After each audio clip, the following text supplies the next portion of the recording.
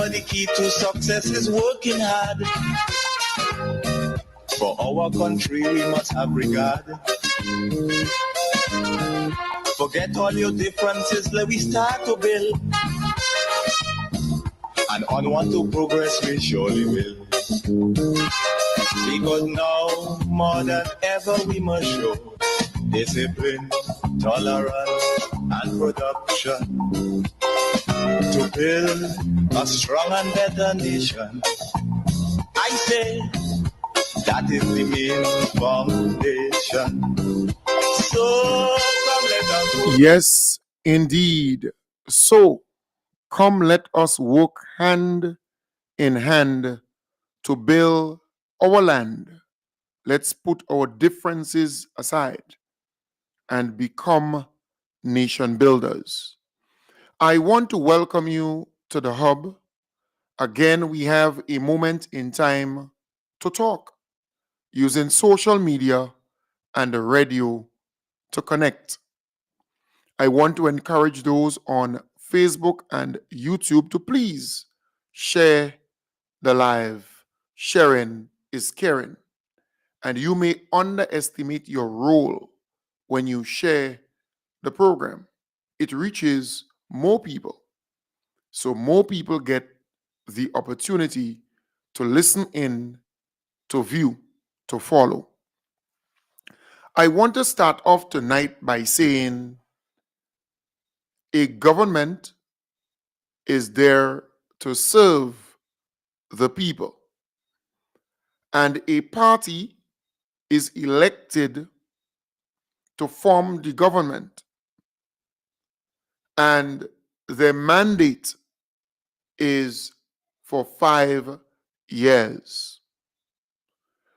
You hear from time to time the NNP supporters saying, well, the government made this promise and the government said they would do this and the government said they would do that during the campaign.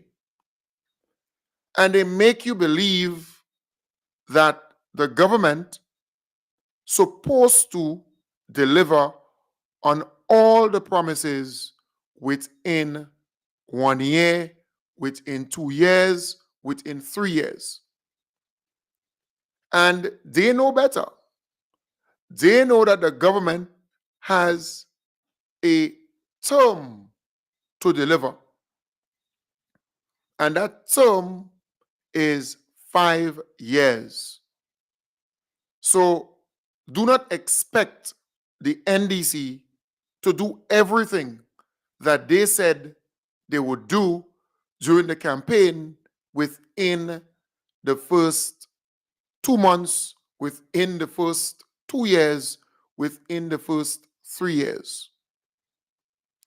So calm your expectation down, or you must come to your senses to appreciate that the NDC is there for a term, and the term is 5 years. It could be shorter if there is a snap election, but it is a term, and you must give that party, that government, the opportunity within that term to deliver on what they said they would deliver on during the campaign. And mind you, it's a new thing because this is the only party and government who is actually following the manifesto and fulfilling the many promises they made to the electorate during the campaign leading up to the June 22nd election. That's the only party and the only government who did such a thing, who said, we are going to do X, Y, and Z, and they are working to that to the T. The NNP, they used to make all kind of grandiose promises, all kind of promises, and they never fulfill them. And then they come around election time and they do a lot of stuff to get votes, and they win again and they make some more promises, But this administration, since they got into power, they have been working. They're not the typical type of party and politicians. And we all can agree on that. Because in the Westminster style of governance and politics and so on, what you find when you win the election, you do a little thing. And then between the first year, so let's say you do a little thing in the first year. So from the second year, third year, fourth year, nothing much is happening. And you're stockpiling the money. You're stockpiling the resources for the fourth year and the fifth year. So you start to spend then. You start to fix roads. You start to fix bridges. You start to fix drains. You start to fix schools. You start to fix medical stations. You start to fix police stations. You start to, fix playing fields. You start to fix houses. You start to, roll out new programs to temporarily hire people and train people and so on. All in an effort to get their votes. That is what normally happens. But the NDC came into power and they started working from day one on many of their promises and doing things consistently so. That is not what we are accustomed to. For 20-something years, how the NNP functioned was very simple. They came into power, the first year and a half, they did some stuff. They wow you, they excite you. And then from the 2-year mark on to, let's say, 3.5, 4, nothing much will be happening in the country. But they will be gathering the harvest or the spoils and stockpiling it for closer to the election because they understand the people. The NDC is doing it differently. So I want you to understand a party is elected and they form the government. Their term is 5 years. It is a 5-year term, not 2, not 3, not 4. So if they made promises during the campaign, and of course they will make promises, they have 5 years to deliver on their promises to the electorate, not 2, not 3. So those who are out there giving you that false idea need to stop it. Because so far, the NDC has been delivering on the promises they made to the electorate or to the Grenadian people. And that's a good thing because people are now able to hold the politicians, to hold the parties accountable for the promises that they make during a campaign. There is more or less a precedence being set.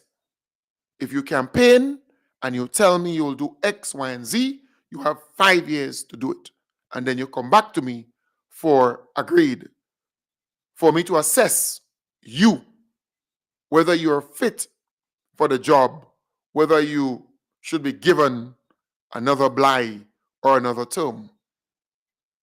And you should not judge just your MP in your area, but the party holistically. The entire party that form the government.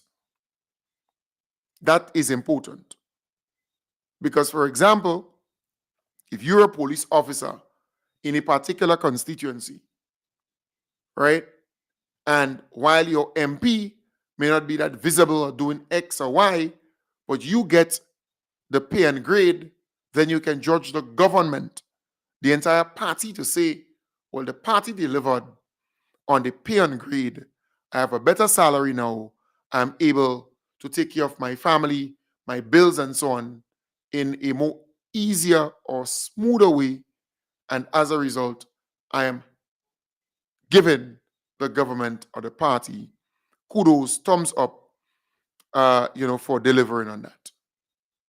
So sometimes it's not just the MP, but it's the prime minister, it's the party, it's the cabinet, it's the government delivering on a number of things. But remember, it is a 5-year term and not 3 years and not 2 years and not 4 years.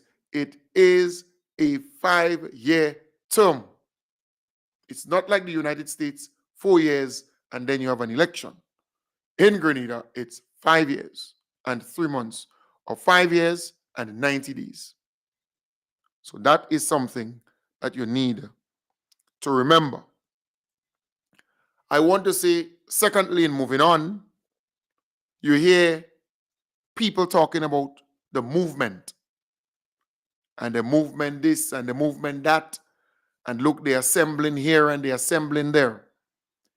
I want to tell you that the movement is a remnant of the RMC / the Kodites. So during the revolution, there were Bishopites and Kodites, and the Kodites were instrumental in getting rid of the late Maurice Bishop and his cabinet and many other people around him, the Kodites. So they still exist, and they want to come back into the mainstream of politics and governance. So what you see now is them trying to form themselves into something. I don't want to call it a political party. I don't want to call it a gang or a clique, but they want to form themselves into something. But know that they're the remnants of the RMC and they're Kodites. Many of them were instrumental in bringing on the revolution. Many of them were instrumental in, or many of them hands are still dirty with blood of the innocent.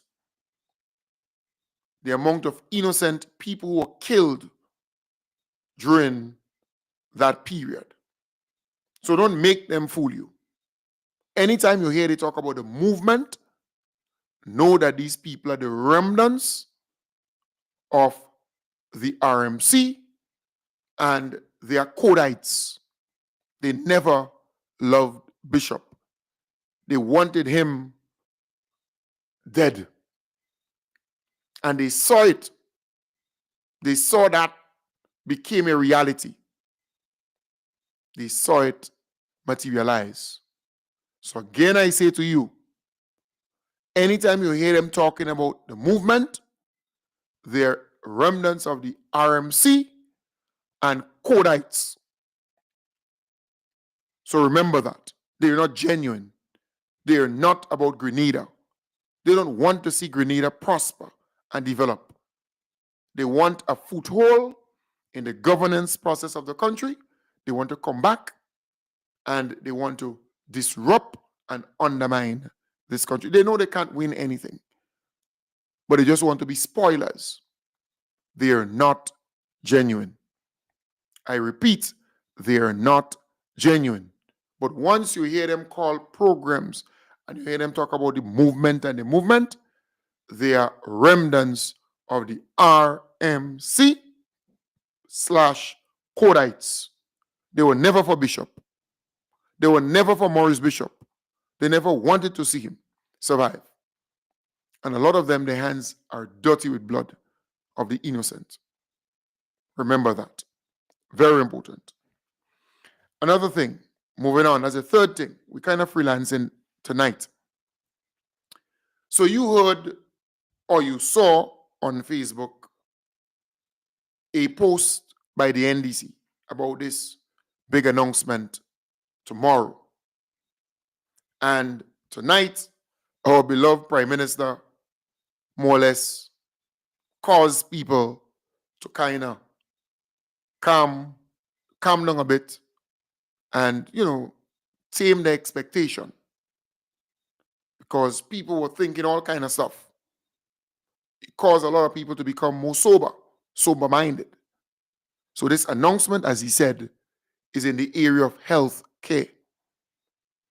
So the announcement would be in the area of health, something within there. It's not an election pending or happening or some announcement of an election. All right? That is not what it is. When the time comes, we all will know. But that is not what the announcement is about. Well, we heard it by our beloved Prime Minister tonight.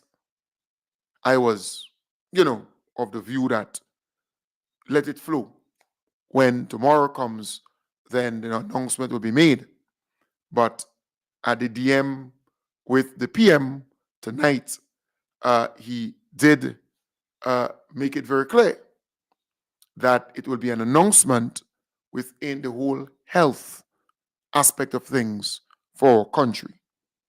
So you could kind of calm your hype or calm your expectation down a bit, relax your nerves, don't go out thinking that, all right? You understand what I'm saying?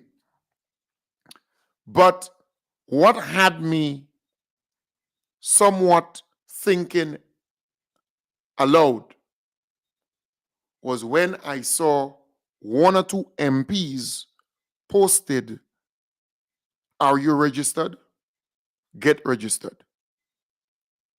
That kind of got me, because you see, for me, I am thinking broader. I'm thinking about winning and how do you win. That's me. I am a seasoned political analyst, political activist, a foot soldier, a person who understands small island politics. So when I saw that, I asked myself, what are some of these same MPs been up to for the last 3 years? And what if the election were to be 6 months from today? Or what if the election were to be 1 year from today? Because I have been speaking openly on this program, saying that there is a need for the MPs, for the caretakers in the different constituencies to go down on the ground, not for going down on the ground's sake, but to identify your supporters, your people, and not just NDC supporters, but the people who support you, who support the NDC, who support the government. Because you will find that in the different constituencies. A person may say, I am that they're not NDC, but they love the most honorable Deacon Mitchell, or they love the performance of the government, or they love the honorable Andy Williams, or they love the honorable, whoever within the government. They may point to that. Or they may say, well, they got some assistance, maybe from CES, when the $30,000 grant was given to small business owners. Or maybe they might say, well, they're in the creative sector and the government has prioritized the creative industry and given much assistance to creatives. They may say they're supporting because of that. They may have received a pension, or they received a pension from government, right? After all the years, they got their pension and their gratuity, and maybe based on that. And maybe their children say, well, my mother got this and my mother got that. I'm happy for her. I'm voting because of that. So there might be a lot of reasons, right? A person might be an Imani trainee, and now they're getting more money as a stipend as, as a trainee. They might be happy with that. A person might be in the Empower program, getting more money as a stipend, getting more money as a grant. They might be happy with that. There might be people who are now permanent within government because of government's intervention. There might be people who now have the title to their land regularization. There might be police officers who got their pay and grade, more money, they're happy with that. There are people who may have been impacted positively by the minimum wage or by a monthly salary payment, or the increase in salaries of public officers and all the fringe benefits and so on. The nurses, the doctors might be happier because they received $500 more on their salary and $1,000 more on their salary. There might be people who love the fact that we have Kamahan Park and it has been expanded. There might be people who love governance and peace and stability in the country. People might be happy with construction boom and work and jobs and things that are happening for people. The farmers might be happy because they received $20-something million in payout, burial support. The farmers might be happy because you have a coconut industry that's thriving now with all this 18,000 or 2,000 plants. Then you might have those who are happy because the farm labor program and all these different social safety net programs, they continue, or maybe they're happy with the leadership of the most honorable Deacon Mitchell, or so there are many reasons why people might be happy and want to vote for the party and to see the government continue, right?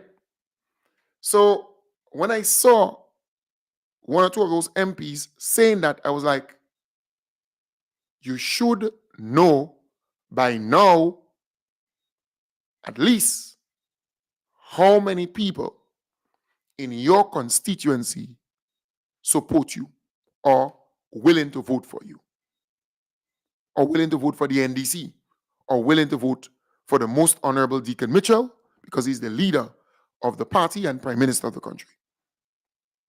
And you should have been on that registration drive long. Because I remember when I started off the campaign for the folks in the diaspora in particular to prioritize and see registration as important. And I start educating you on why you should get registered and the processes involved. And have no fear, you're an equal Grenadian like those who are living here, and you can vote and you can participate in our elections. And that took roots. More and more people are registering, all right? But that was long. That was more than a year ago. I saw it as important. But I am saying the MPs, you shouldn't, in other words, you shouldn't have to wait for the election to be close to tell people to get registered. That is the point I am sending home. Because the government is performing so well that you should be so organized within your constituency to get to know the people who support you in your constituency. Identifying them, going in the field twice per week and touching base, village by village, with your team, getting to know who supports you in your constituency. So by now, you can safely say you have 5,000 people registered in your constituency, and you have 2,400 who gave you firm answers and firm commitment that they will be voting for you. That is important. So it's all good to put up some post or something saying, are you registered, or asking the question, are you registered? Get registered. Nothing wrong with that. Nothing wrong with that. I am saying it is important that the same MPs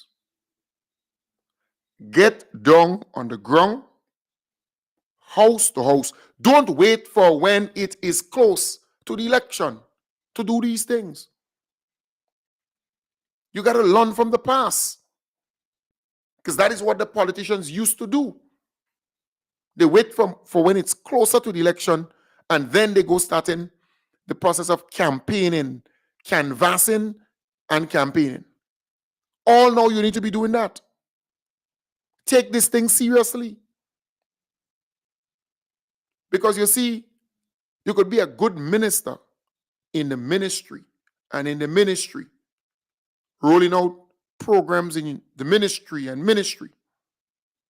But when it comes to actual votes, when it comes to actual support in your constituency, you're nowhere. That is the fact. So you need to go down on the ground and identify the people who support you, or who are willing to support you, or who like what you're doing, or what the government is doing, or what our beloved Prime Minister is doing. This thing is not rocket science, sir. I always say, I don't know how an MP, a member of parliament, who won his or her seat, could lose his or her seat when his or her party formed the government and is in power. I just don't understand. I can't understand that. If your party is in opposition, then I could see. But once you win your seat, right, you should always be winning your seat and retire from that seat over a prolonged period of time. Especially if your government continues to win, or your party continues to win. I just don't understand how you could lose, because you have the Ministry of Education under your control, the Ministry of Housing under your control, the Ministry of Youth under your control, the Ministry of Agriculture under your control, the Ministry of Tourism under your control, the Ministry of Sports under your control, the Ministry of Human Resource Development, and then you have infrastructure development. You have all these ministries under your control. That is important, because if you're in a constituency and you know your constituents, you will know how many police officers live in your constituency, not just by looking at the electoral list, but by getting down on the ground and interacting and meeting them. And so you will know how many doctors and nurses live in your constituency, how many public officers generally live in your constituency. So when your government is doing a lot of good things for public officers, it will positively impact your chances in your constituency. You will know how many farmers live in your constituency, how many fishers live in your constituency, how many bus operators live in your constituency. And that will help you to lobby for certain things. You have to know your constituents.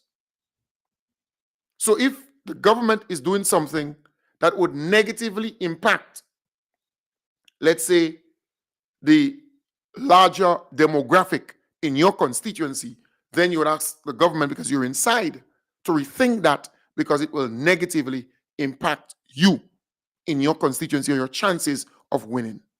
But you have to know. You have to know the people in your constituency.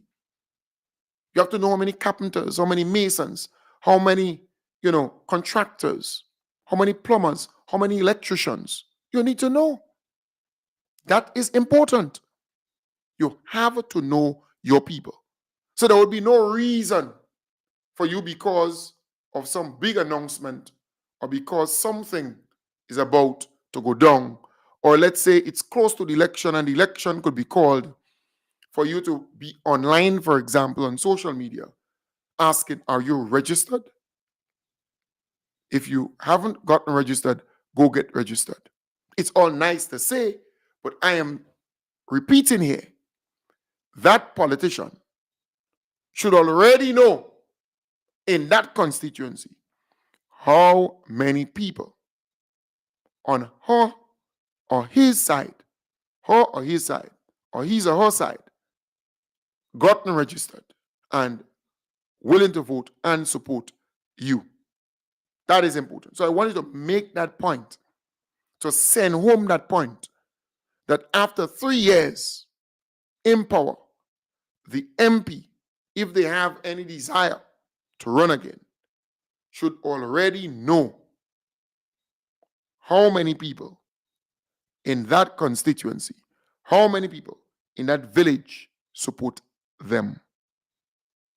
And mind you, there will be a margin of error. There might be a certain percentage of error.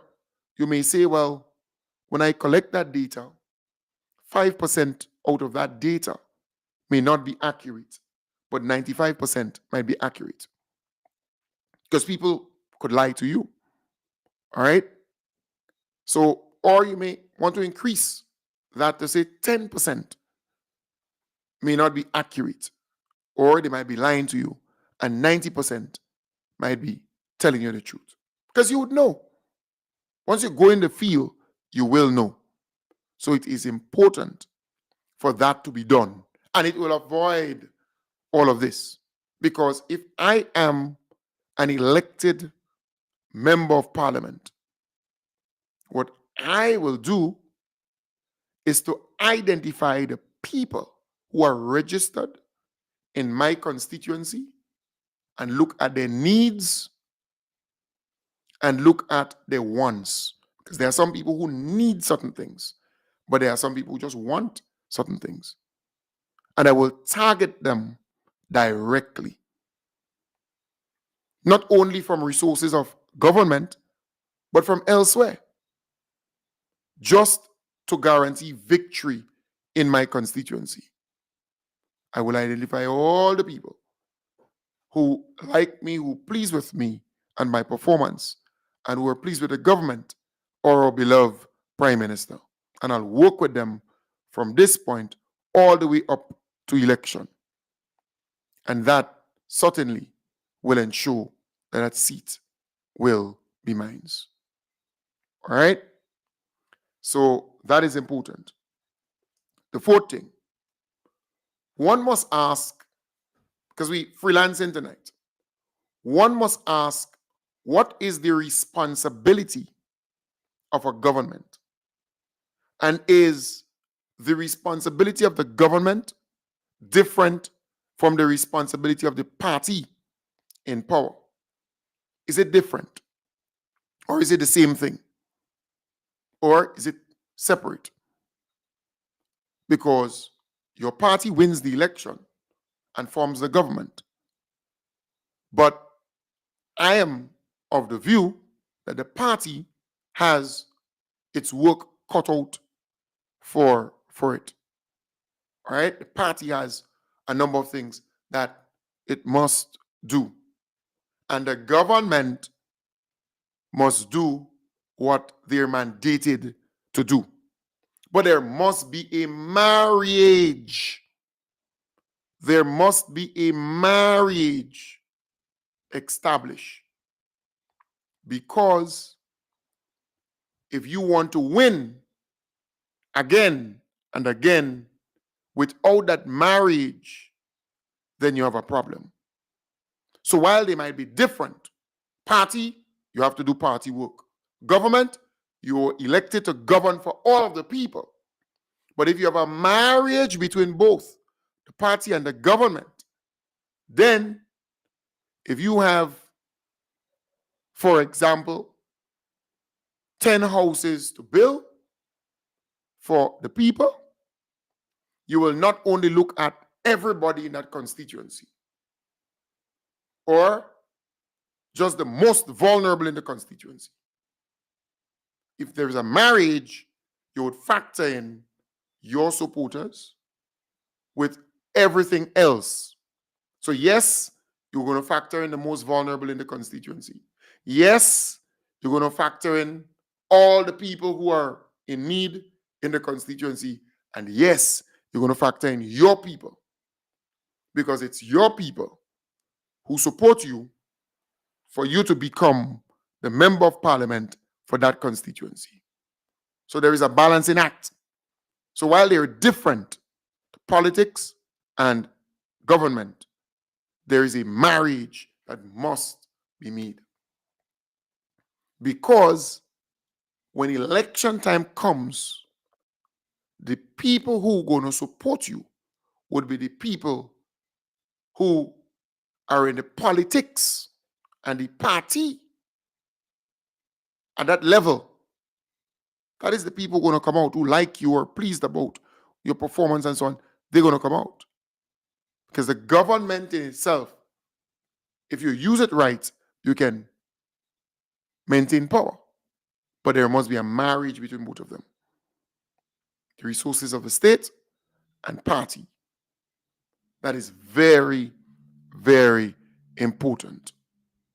So, for example, if you have 100 scholarships to give out, it should not be because you're government and you're there to govern for everybody, you just give any and anybody scholarship. It should never be that way. And I'm not saying that is what is happening. I'm not saying that. But it should not be that way at all. If there is a marriage between the politics and government, because there must be a marriage. If there's a marriage, then you're going to say, well, we have 100 scholarships to give. And yes, a lot of people apply. But let us dig deeper.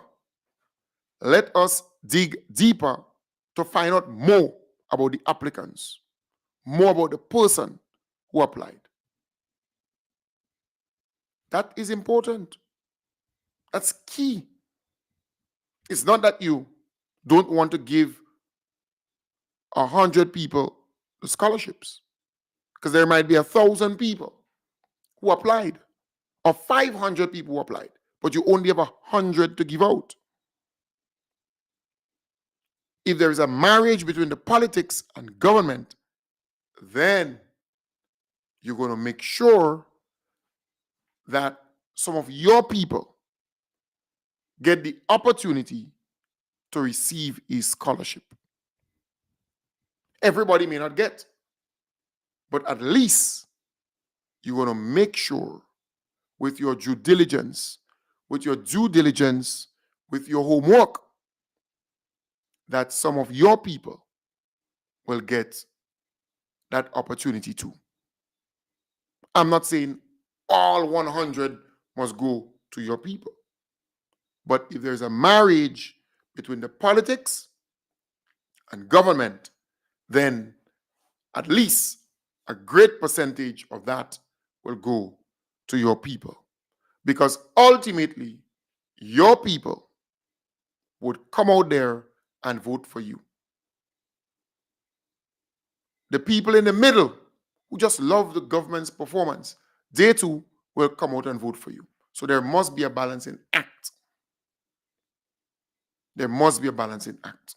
So again, there must be a marriage between the politics, the party politics, and government. Because it's easy for people to say, well, you were elected to serve everybody. You're a government for all of the people. Well, on books, when you read that, it sounds nice. It sounds nice. But when it comes to the actual politics and the voting and the supporting and the who will turn out for you, who will support you, it's the people who support your party and the people in the middle who please with the performance of the government. Or you may get some personal votes. There are some people who may just like you. So you have to understand the balancing act that must happen. Must. Because when election time comes around, the people who support the opposition, but some of them, they would get a house, some would get work, some will get scholarship, some will get all kind of stuff. And still, there isn't a high probability that they're going to change. Only today's Tuesday. On Saturday, I happened to encounter a person who received quite a number of assistance. That person got a bathroom and toilet facility in the WASH program. That person also received some assistance with materials, right? Material assistance, some windows, some doors, right? Some rabbit and spring, some groove and tongue, basic stuff. And that family also saw one young person there getting a scholarship in that same house. That same house has two young persons attending TAMCC. So they benefiting from the free tuition policy. That same house has two kids or students in primary school, and they're benefiting from the free hot meal program and the back to school vouchers and all these different things. All right? But the mother and another one in that same house, I knew them as bad NNP supporters. But the minute time they saw me, they make it clear that they're voting for the NNP. Very clear. Because they know me and I know them. And I knew when they were with NNP. They did not waste time. They still told me that come election, they still voting for NNP. And it had my mind spinning and thinking aloud. What if you have a lot like them? So while government and some of the ministers may try to be fair and be nice and be helpful and represent everybody, government of all of the people, here you doing all of this for, just as an example, that real family. And still for all, they would make it clear if an election is called, they're voting for their party and not the NDC government. Just think about it for a moment. Because any reasonable thinking person who gets a bathroom and toilet facility after using pit latrine for many years, a modern bathroom and toilet facility, who gets some material assistance, who has kids going to TAMCC and they benefiting from the free tuition, and who have kids going to the primary and so on, who benefiting from the free hot meal program and the back to school voucher program, and we can go on and on. You kind of expect that they would be saying openly that they're supporting the government and the NDC. But that's not the case with some of these people. So again, you see, sometimes it's all good to say, and we're speaking about governance, government. It's government of the people, and you were elected to serve everybody, and da da da da da da da da. But when it comes to the politics and the party politics, you need to study your people, your supporters, your party supporters, the people in the middle who love your government, who want to see your government succeed. They're more likely to vote for you. So that those two groups, you have to focus on that, or them, your supporters, party-wise, and those in the middle.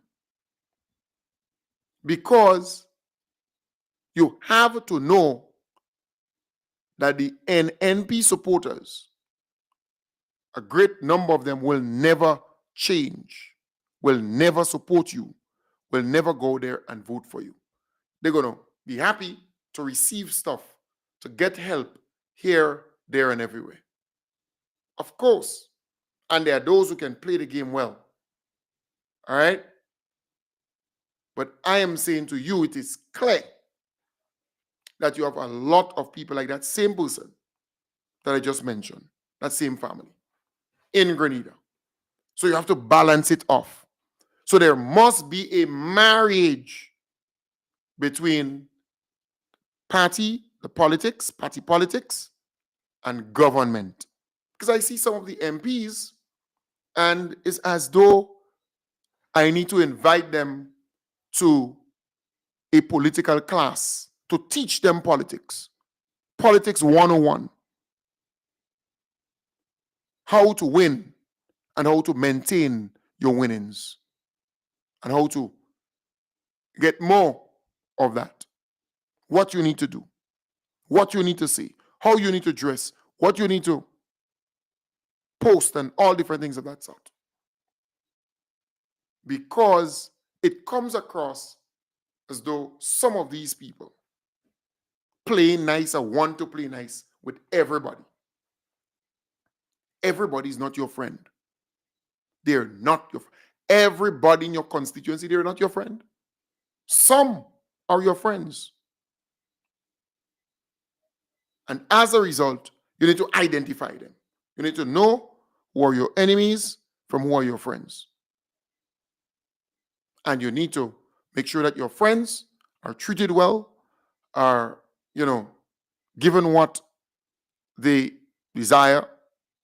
Sometimes you're not able to give all that they want, but you could balance it off. And that's politics. Identifying your friends from your enemies politically. It is what it is. If you want to play fair and play nice, then cocotte, eat your supper.